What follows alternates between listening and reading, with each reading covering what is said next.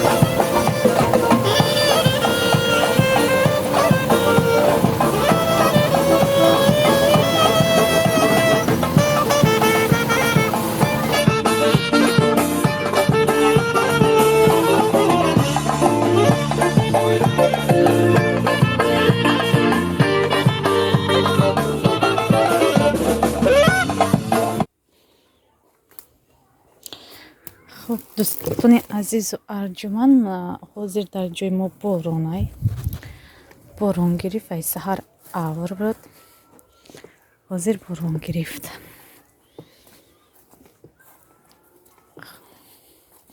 و نصیب کرده باشه کار بوری خانم تمام کنم با نیتی افیر کردن دارم نصیب میبینیم چیکار میشود این ایره دوستان عزیز مهمونی نوی خانواده موی ایره این ای گاوی زردمون تولد کرد نگاه کنید خرابه کنید خیلی گوساله نازایی نگاه کنید نگاه کنید ستروش دامی دیول میشکد نمیدون برای چی انا این گوساله که دیدیم هازی گوساله همی گومونای خب من اینجا باید برم چوب بگیرم نصیب کرده باشه میرم با پای دیگه کارو بری خونه خب دوستان عزیز من چوب گیری اومدم اینجا چوب خونه مونای باید من اینجا چوب گرفته برم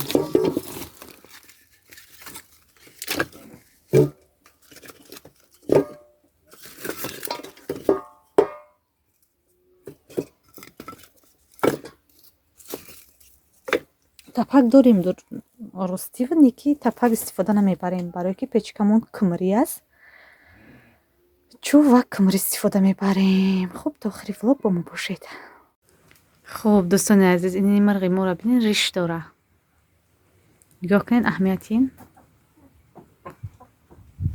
میگی ریش داره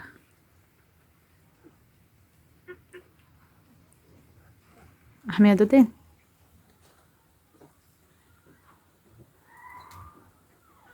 رنگ مرغ ریش داره